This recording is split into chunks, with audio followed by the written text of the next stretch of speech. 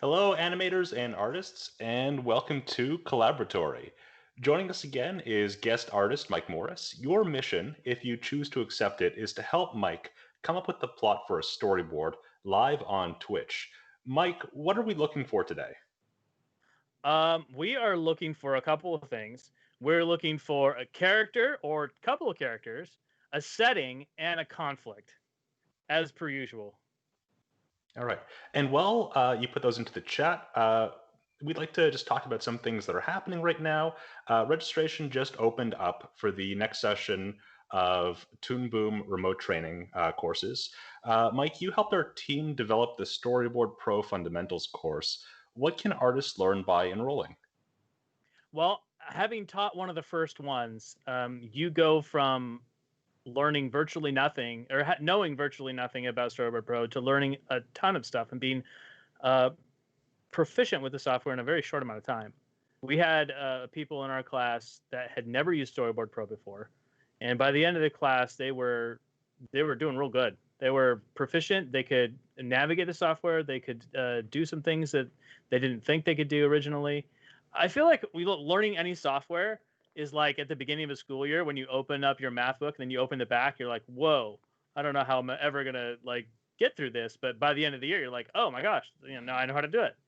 And the Toon Boom training course is the same way. Even if you feel like it's a little daunting to learn some new software, it's actually not too bad at all. And you come out of the class with an exceptional knowledge of how to use the software, probably some storyboard tricks too. Knowing a few of the instructors myself, they're good people.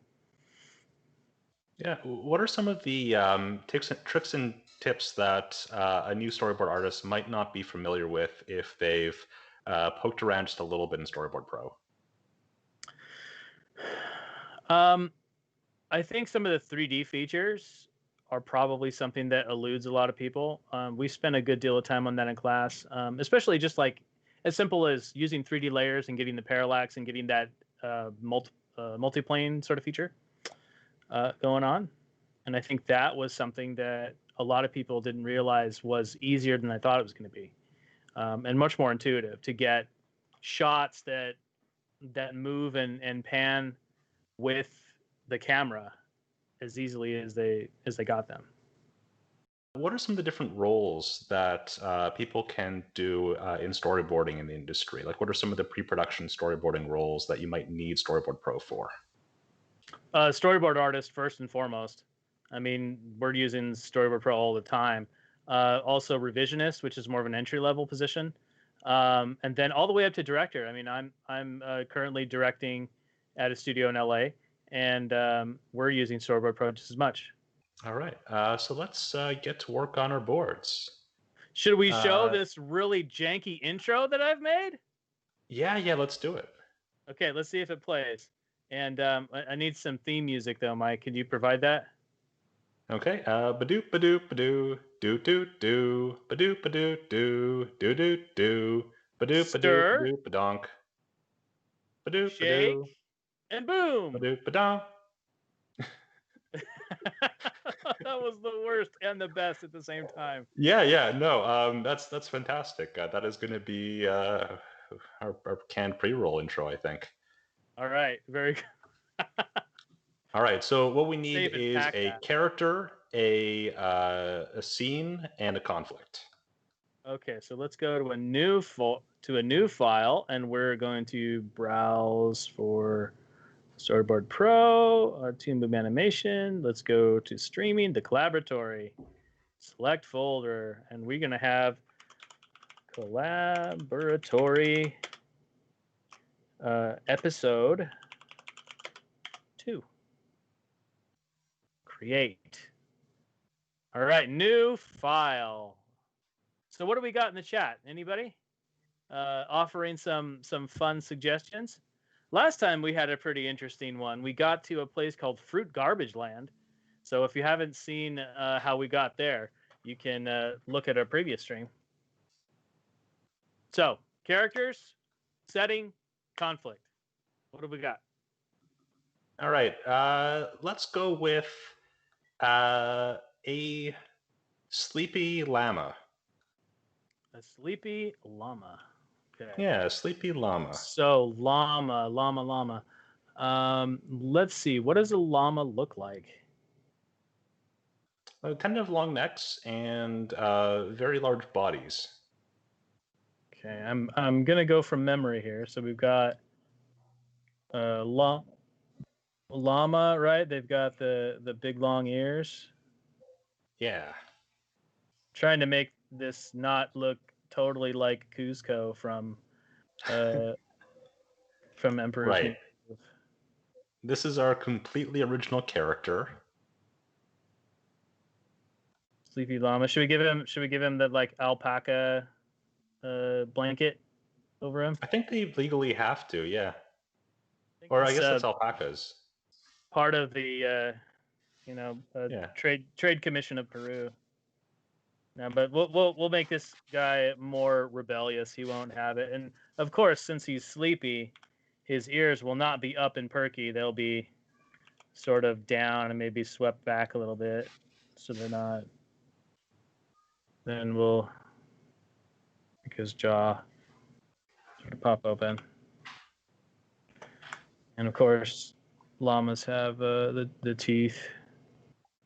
How do llamas sleep though? And it's is it kind of like how? Like cats and dogs, like do they nest? Do they sleep standing up? Do they sleep on their sides? Yeah, I don't Um, know. We need the chat to tell us, I think. yeah, yeah. Well, I think right now it's a good pose. Mike, do you prefer drawing characters, props, or scenery? Oh, you know what? Each of them has their own thing, but I think my favorite is probably characters. Hmm.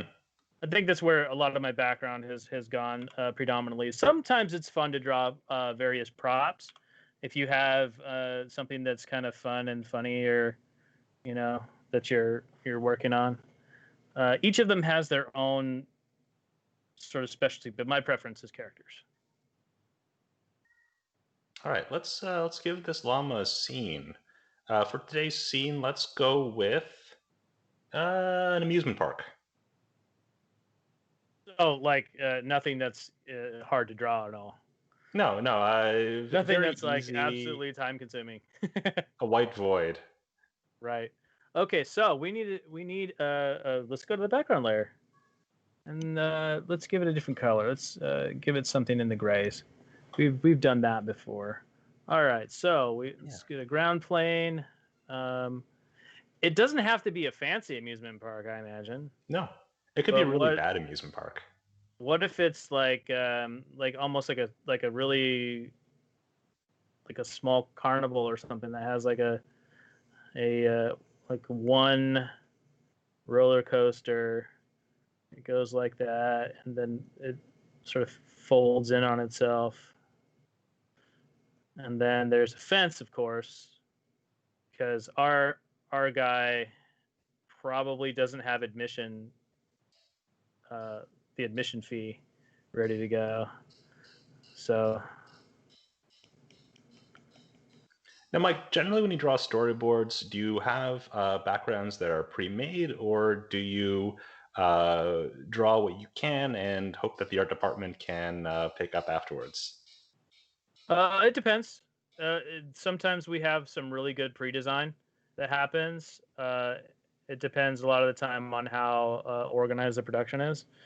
But I would say for the most part, the important stuff is what you get in pre-design. Something that's like story pivotal, and then the rest of it you kind of have to like go off what you can put together. Sometimes there's a lot like stock uh, stuff. Like when I worked on The Simpsons, they have a ton of conceivable images of the house because they're always there. So you have like the stock stuff, and you have new environments, and again, according to their importance, you will find them in your pre-design folder, or you will have to sort of make it up for the time being.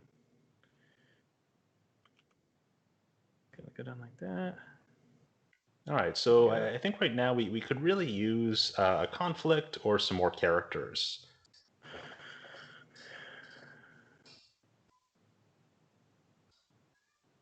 Ooh, I And know one what we character could we do. didn't I know something that we can do. Watch this. What are you Let's thinking? have it be amusement park far away.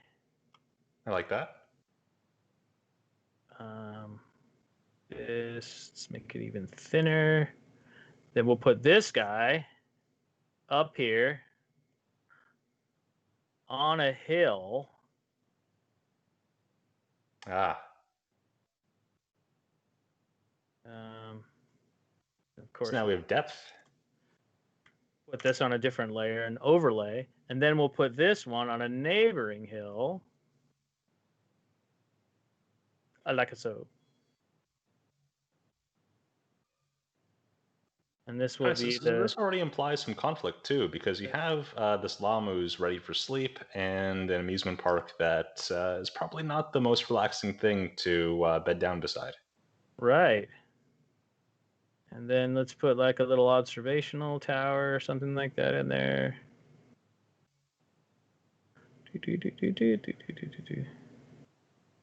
Then, of course, some sort of like balloons, and there's one of those rides that like takes you way up into the air and then drops you Hey, or those are spins great. around or something like that. Yeah, I was so terrified of those things for the longest time. I still am not totally comfortable on them.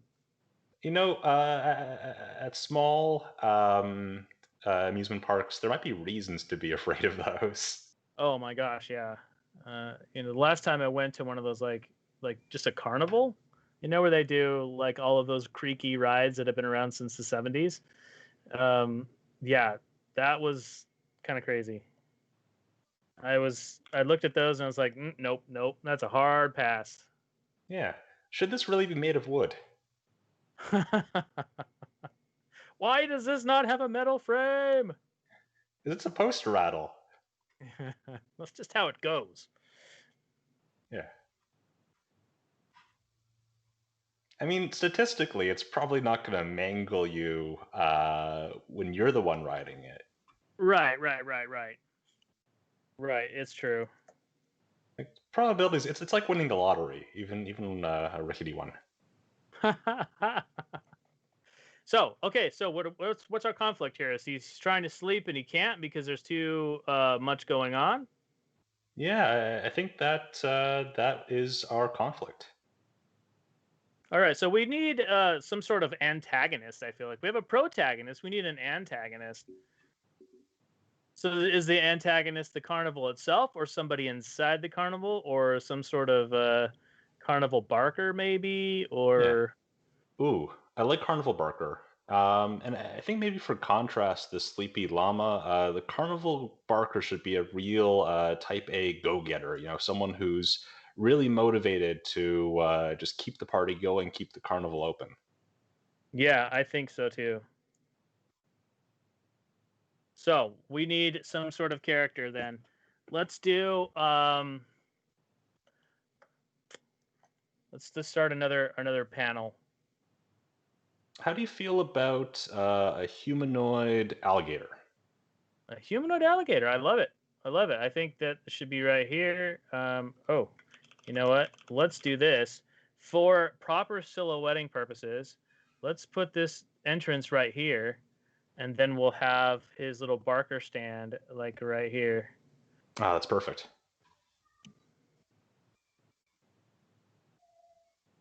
Okay. Um, so let's do this. Let's start with a nice little upshot, shall we? Sounds good to me. So we have humanoid alligator.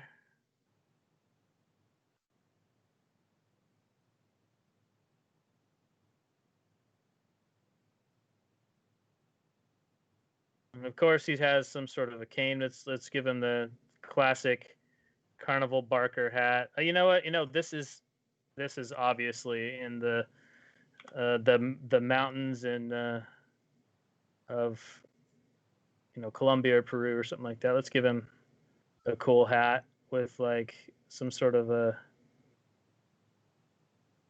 no thing on him. That's by no means a real colloquial anything, but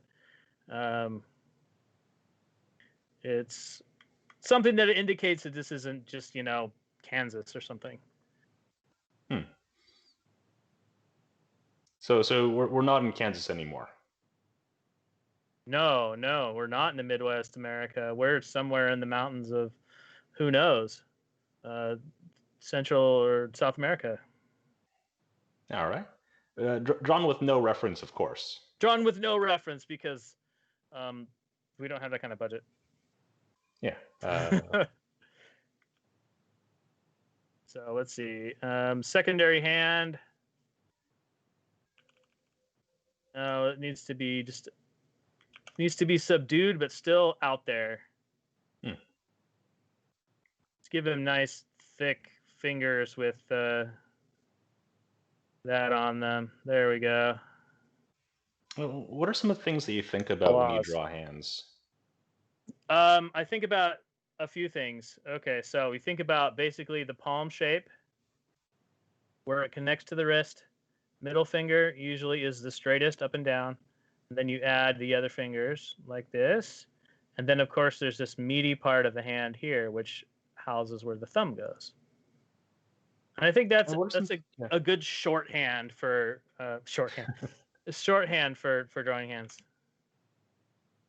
And what are some things you can do to make a hand grab more attention or maybe fade a little bit into the scene?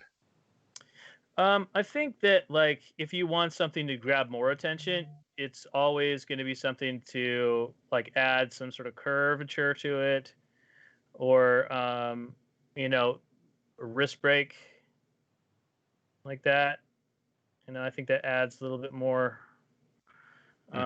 interest to something. Whereas, like, a normal hand, if it's just like this, this is like a fist of some kind, and I think that would just be fine. So more details, more shapes, more lines, grabs more attention, less of that, less attention generally. Yeah.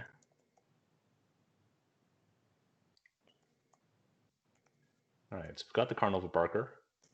Okay. So what do we do? What's going to be the big conflict with these two? One of them's trying to sleep. The other one is The other one is trying to do something. What is he trying to do?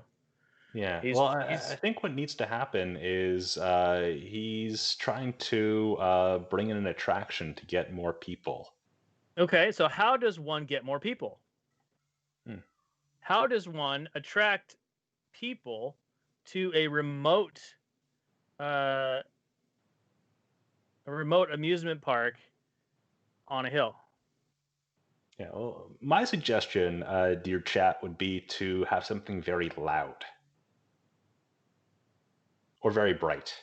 So let's add another pose here at the beginning. So we'll just copy this one, and then we'll put this our main character here, and let's make him sleep.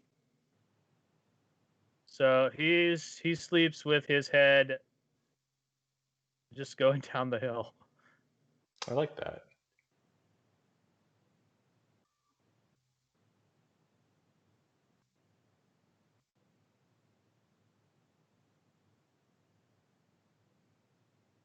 Okay. So he sleeps with his head going down the hill, and then what? So what's the thing here? We've got this little guy who we can't really see too well. But we're gonna zoom in on this and put him on layer C, and then maybe he is gonna just start barking. One shade darker. So let's just grab him, and we'll move the pivot point, scoot him back. And he's starting his shtick. Come on,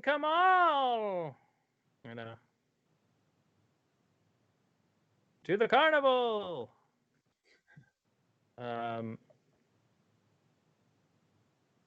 sounds like a Conan O'Brien type voice of some kind. You know what? A little bit. I do think he's a little carnival barky.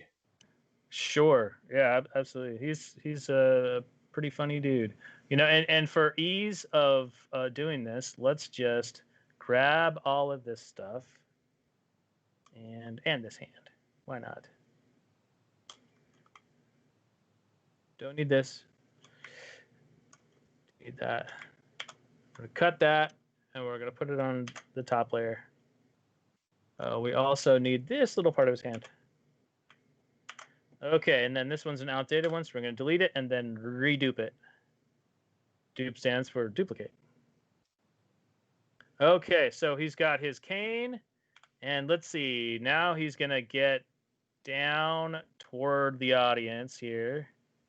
So we can do like a couple of different things. Boom, boom. Let's go. You know, have him point more this way,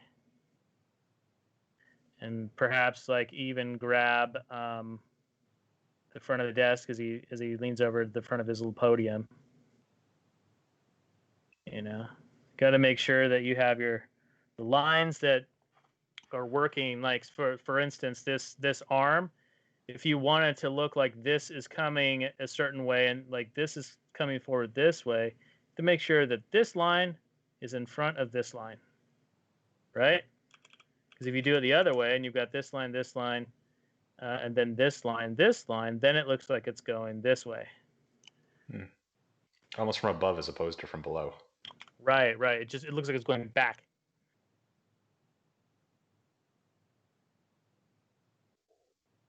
All right, so for attractions, it looks like our options are either the world's loudest rooster or the Ooh! world's brightest firefly.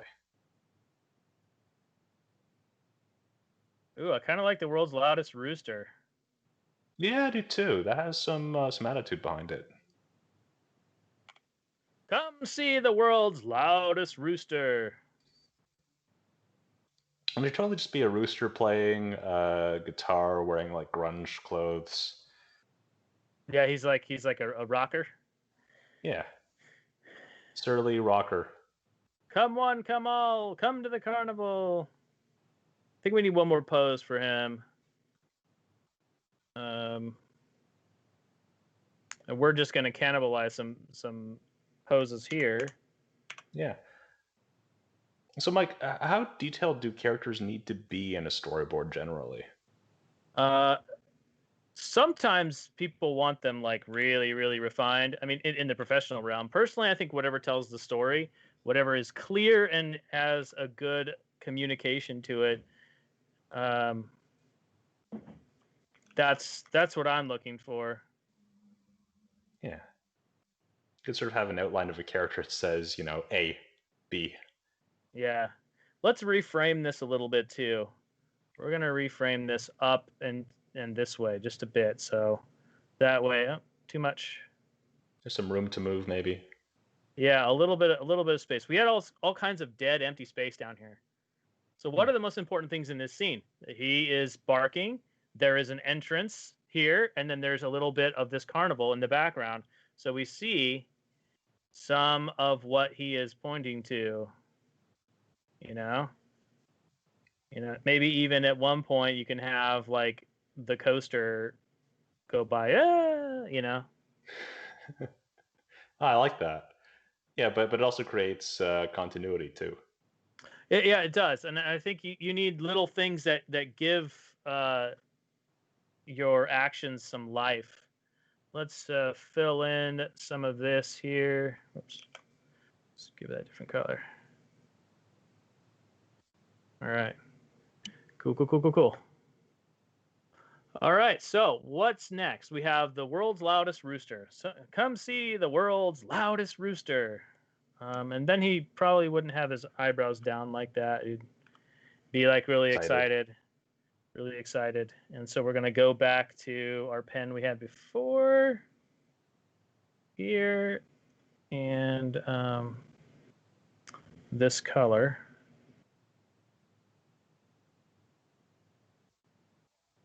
And he can hold that up.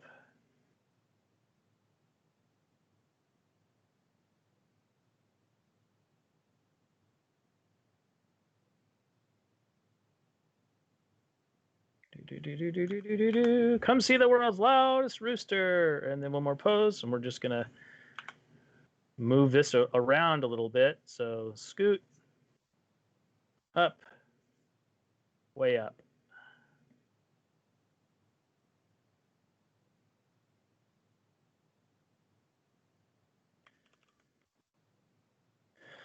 Come see the world's loudest rooster. Oh, how about we do this? What about a zip pan or a flash zoom? I like the pan. See, this so it's got come one, come all. What if we did this? Let's move this to the end. It's like, come on, come all. See the world's loudest rooster. And let's get rid of these, consternation brows. He's just really excited. Come on, come on, see the world's loudest rooster. And then we're going to do a zip pan here. So keyframe, and then whoop. So we're going to go stage view here. Now, one thing that's good to know is that for any sort of like pan where you're blurred or something on the background, it's good to have at least one distance worth, so you can get all the way off of this and all the way into the blur and then into what you want. So we're going to take this line here from the BG and we're going to sort of blur it on out into another spot.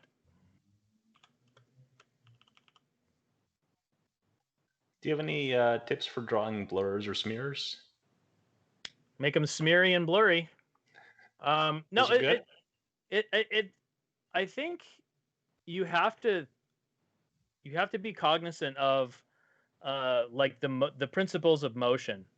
Like when you're looking outside of a window of a car, say you're on a road trip and you have like one of those stretches of road with like all the telephone poles everywhere. When you look at it coming at you, the poles are straight, right? But if you look straight out the window and look more at the background of something than at the poles, then they sort of blur as they go by, right? And I think that's something that you need to study and look and see like how things blur when they're in motion. Take a camera and shoot something, and then quickly go to that way, and then you have to like observe what you've seen and then interpret that. Yeah, even with like a webcam, right? Like it captures blurs between frames, or frames individually are blurry. Yeah. So we have the world's loudest rooster.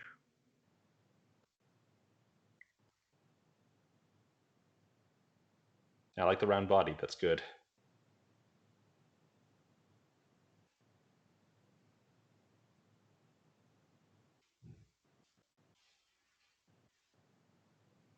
And of course, he has to have excellent plumage. Of course.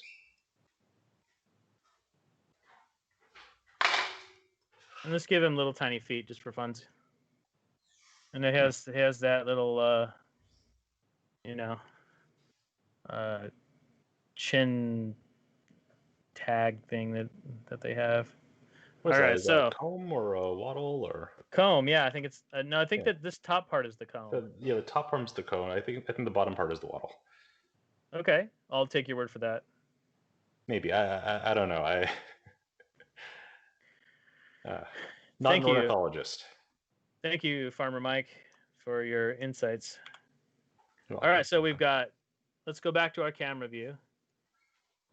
So come see the world's loudest rooster. Whoop. Here we go. Let's shorten the time we have. So let's make that 4 frames. So it's really fast. Maybe 6 frames. Yeah. Whoop. And of course, we can also take just a beat, add another camera keyframe.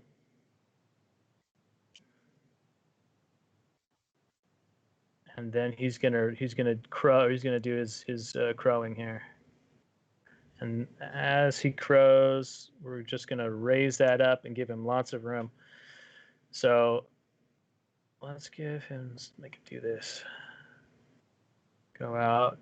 We're just gonna tilt him down a little bit. We're gonna take these tail feathers and we're just gonna skew him down.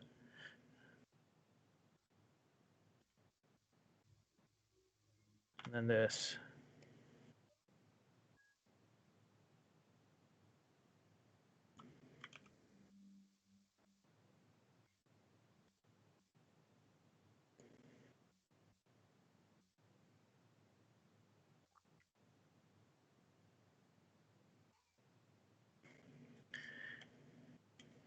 Oh, yeah, I like that.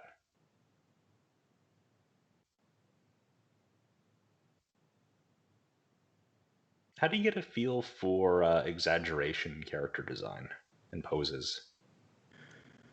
I think that comes with time and experience, and I think it just comes with being silly. I mean, I think a lot of time as adults we forget the concept of play and the concept of just being silly for silly's sake, because society is telling you decorum. There's a certain way to act in public. There's a certain way, but when you're making cartoons, like that sort of stuff, you kind of have to stick to the side. Do it when you're in You public. can be a That's bit more cool. unrestrained. But you can yeah, well, unrestrained maybe, but you can be more free with the choices that you're making for your cartoons, because it's make believe, it's play, it's fun. It's not something you have to be super serious about. But I think as adults, a lot of the time we forget what playing is like how to do it, because we're so serious. It's our problem. Also, we need a little bit of something before this. We need we need him to breathe in. He's got to take Yeah, that big breath. So let's have him go like that, and let's give him like, bit of an expansion. yeah, expansion of the chest. Let's move this to the side like that. We don't need it to be that drastic. I think it's almost funnier if it's sort of a subtle breathe in and then a very, very exaggerated call. Yeah, agreed. So,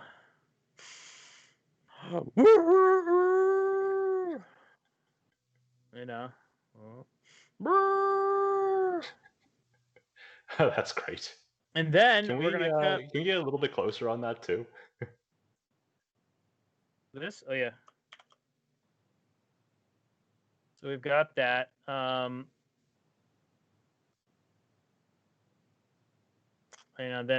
let's get him back to neutral. Just gonna put that over there. He's boom. And then maybe you have like one person like come in like really quick with a camera, or like Someone they're holding like up an iPad. holding their phone, and then they like take a quick pic.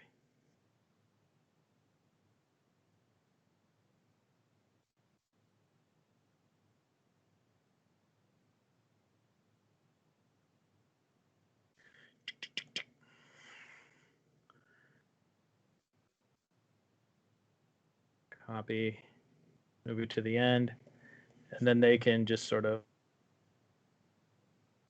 pop up.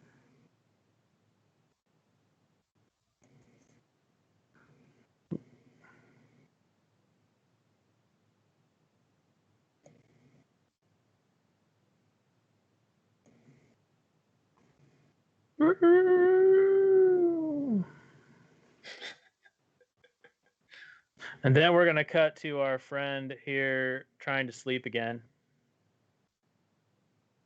All right, now we're bringing the Llama in.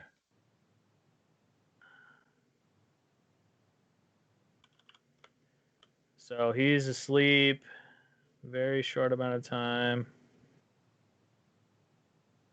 And then we have a ruckus.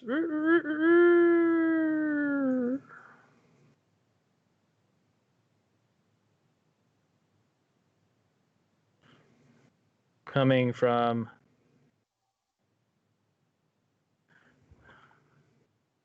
here. And yeah, however you want to like visually represent it, you know, because it's not going to be on that screen for very long. And then of course we have our llama friend.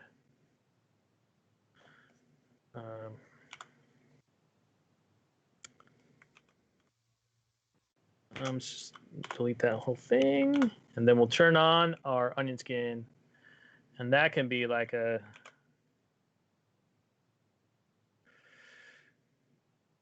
like a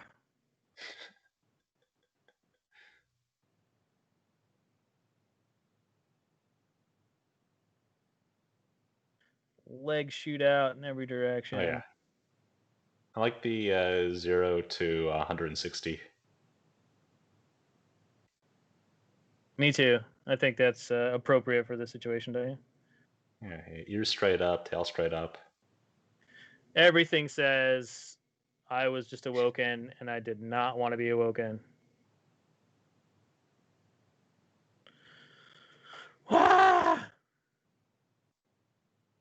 And then, of course, once you are awoken in such a way,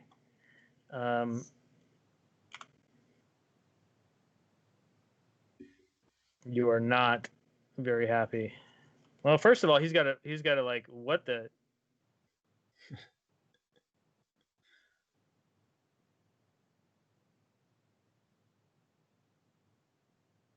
There's a lot of emotions you have to go through.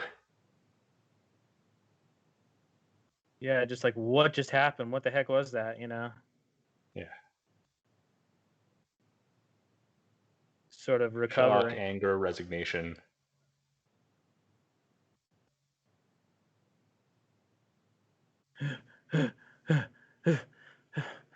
What? What just happened? And he's got.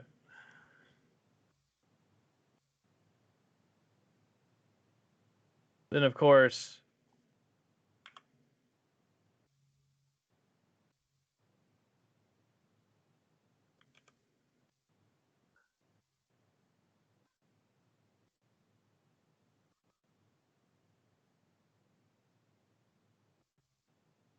I think before he looks over at the carnival though.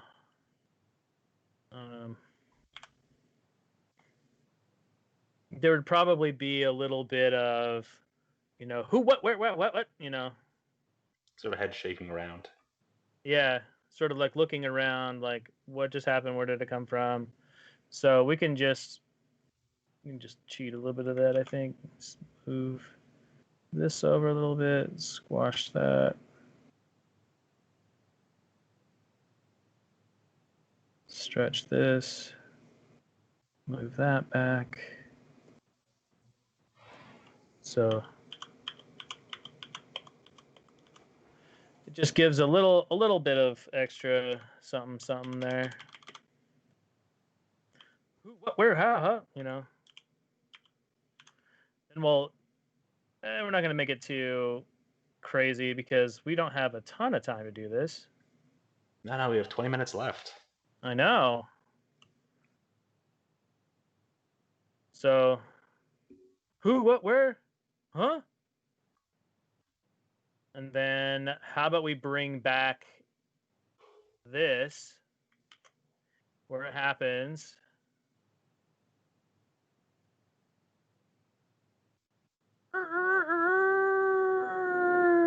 And we gotta move this a little bit so it's not tangenting against the face. We don't want that. This For sort of viewers who aren't thing. aware of what tangenting is, what is a tangent? I was just going to explain that. So say you have a line here, right? And then you have a line that's coming in and intersecting it.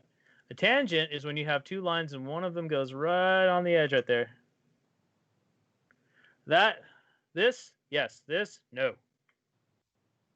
So you want to make sure that this area just right around his immediate person is clear. So it's like you have his nose or whatever like that, and you have a line going like this. Then it looks like he's touching his nose.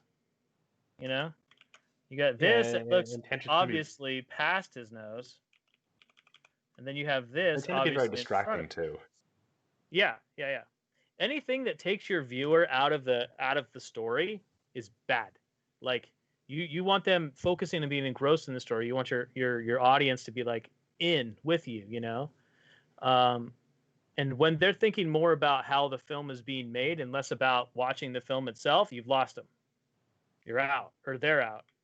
And then you got to try and get them back, which you don't want to have to do. You want them to be engrossed from the very start.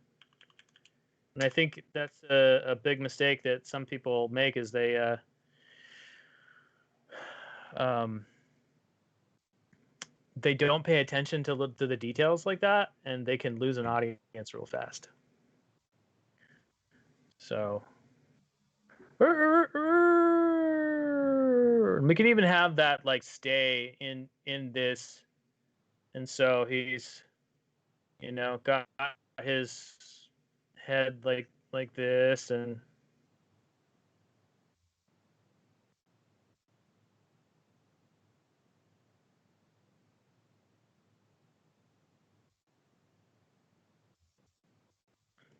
he's looking out into the distance. I'm gonna make him look like he's looking out into the distance and not looking elsewhere.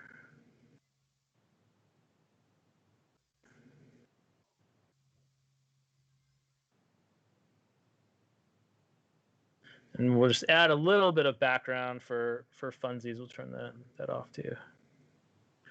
So It always amazes me how much expression you can get out of very simple shapes with eyes. yeah, the eyes are really the key a lot of the time. So it's just a couple little framing devices.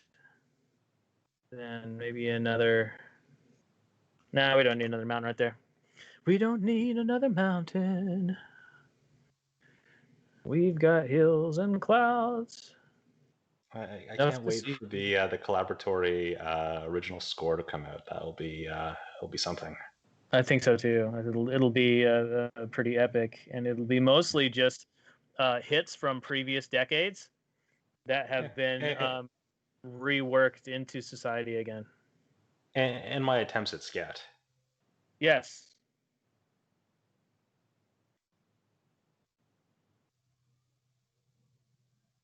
Huh? And then, of course, oh, he's tired, so he's got to have like super big bags under his eyes, Oh, I like that. like international luggage style. Yeah, because I would have thought to maybe make one of the eyelids cover the eye, but that distracts from him being very surprised or very alert. He's gone past that phase, I think. Yeah. I think he's past um, the the surprise of it all, and is now into oh what and now it's I don't like this.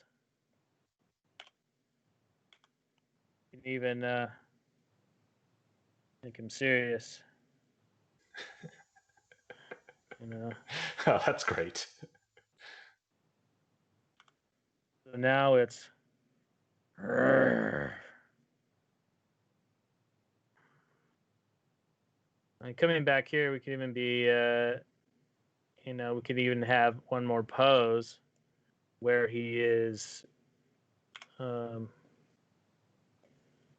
you know ah you know Just seething. like he's trying to cover his ears. It's just so loud.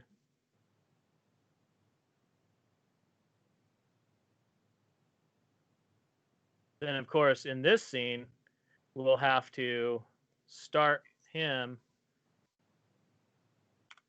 down here, covering his ears. Yeah, so that's the hookup. That's the hookup. So, and then, huh? I don't like this.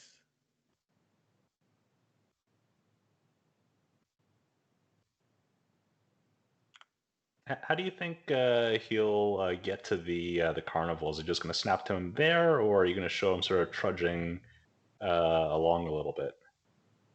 I don't know. What does the chat think? Should he get there immediately, or should he sort of arrive after a long, arduous journey? I think, given that we only have 13 minutes left in this the stream, maybe for expediency, he should just be there. Okay. Then how about this? Let's add another one of this, and we will use our wonderful camera tools and give the impression that he is standing up in the stage view. Shift M for those of you who want to return to your frame immediately.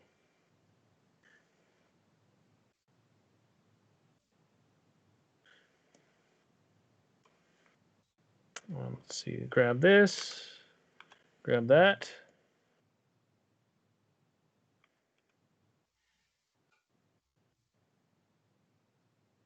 Let's just give it a little bit less mouth there. And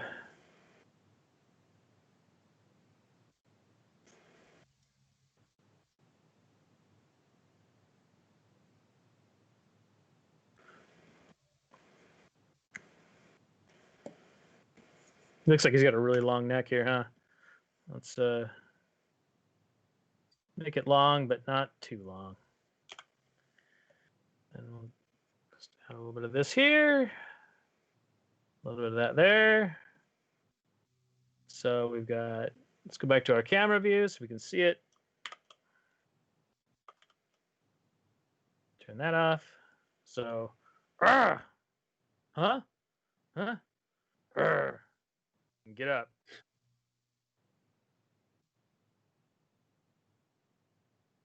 Yeah, that works. And then we're going to copy that and delete the copied keyframes.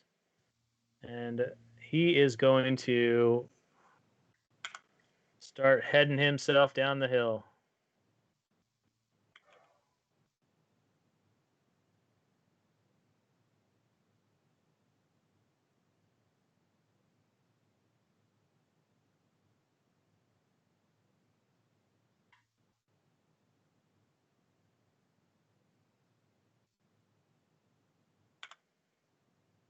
I'm going to take this whole thing and just start moving it.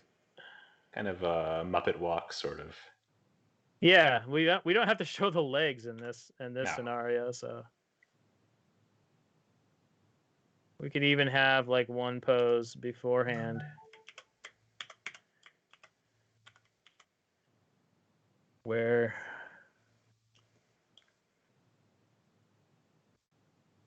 his head changes direction.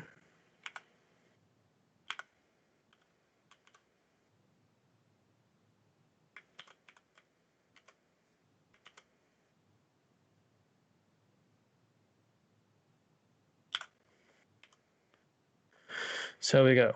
Let's go this way. So boom, and then we get a little pause up here because the keyframe's back before the ending of the frame. Then turns and starts walking down the hill, and then we'll copy that and grab this whole thing, and then shift it up and rotate it. I think that's one of the great things about vector art is it's so malleable. And let's just grab one more, grab the whole thing, and then have him send off with a little bit of tail at the end. Then we don't need that because he's left frame. So stand up. Ooh. I'm gonna go take care of some business. All right, so next We have to have the confrontation, right?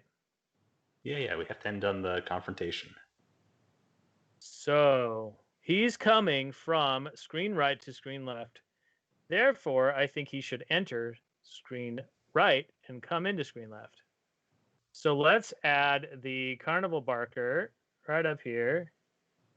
And he's, doing his thing. Hey, come on, come all. I've got the world's loudest chicken in here and a roller coaster. Yeah. But And also loudest rooster, too. Yeah, the world's loudest rooster. I said chicken, sorry. Yeah, Rooster. well, there could be a large one and a loud one. World's loudest rooster. And then maybe let's set up this scene a little bit better first before we get carried away. We need some background information here. We need some sort of a ground plane, I think. And then the edge of the tent. And then some sort of like road coming up like this. We need the Barker podium. And then maybe some other hills back here.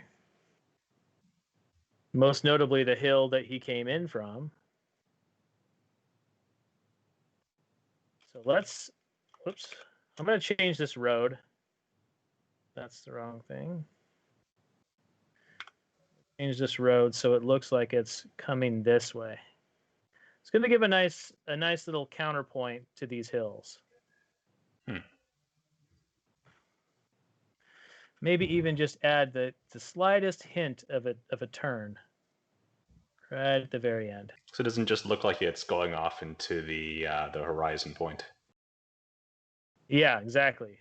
And we can, move some of these hills and scooch them a little bit so they're a different shape as well. And then, of course, we need some sort of graphical element to keep our eye going around in this composition. And then we can have, gonna go back to here. And he can have his hand right here because his, or better yet, instead of his hand right there, we can be, down here and his stick coming up like this. We have to maintain a good silhouette, so maybe this isn't the best idea. Just have this shape be very clear.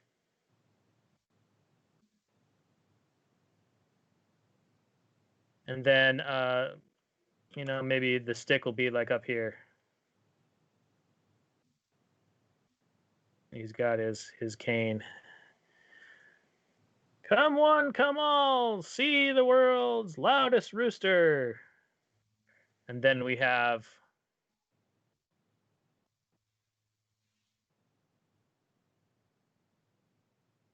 somebody coming up over the hill. I love that. All right, so we have about 5 minutes left. Do you want to run through the scene in the big screen? Yes. So I'm afraid we can't get to where the violence begins because that would that would violate your squeamish contract. It would. We cannot. I'm very squeamish. So here we go. We have Llama sleeping on a hill, and then we have a hill not far away that has a carnival on it, a amusement park. And so, I think now, since this is happening, we need to cut this. That's got to go. So here, very in the distance, come on, to the carnival. Witness the spectacle of the world's loudest rooster. And then quick pick. Then,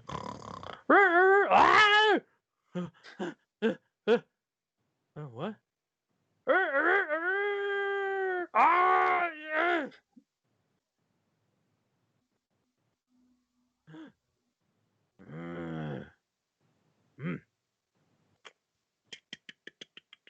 he walks off. And then, hello, welcome, come on, see the world's loudest rooster. And then he pops up, and then, maybe he saunters up, maybe he tries to sneak in, maybe he, like all of a sudden, pelts the guy with a water balloon, and that's what starts the real rivalry. And you know, maybe he has a little dust up with the guy or gets in his face or something. Yeah. But Well, we can leave that as an exercise to our viewers. So we are out of time. Thank you for joining us for this week's episode of Collaboratory, Mike. Do you have anything that welcome. you'd like to promote this week? Well, there are a couple of things going on right now. We are currently in process for Wacom in doing an event called Cartoon Crunch, in the which we are accepting portfolios currently for people who want to spend a week making a cartoon and getting compensated for it with not only a currency. You will get a stipend to spend the week making this cartoon, as well as you'll get a Wacom One to make your cartoon with. So check it out on social media, Wacom Cartoon Crunch, and it's on Wacom's Facebook page and Instagram account. And you can always look on my social media at facebook.com/animicart. Yeah, we also recently added an interview with our guest Mike Morris on our blog. You can find it at blog.toonboom.com, along with a 4-minute animatic that Mike made for the Storyboard Pro Fundamentals course. Definitely take a look if you want to work more effectively in Storyboard Pro. Until next time.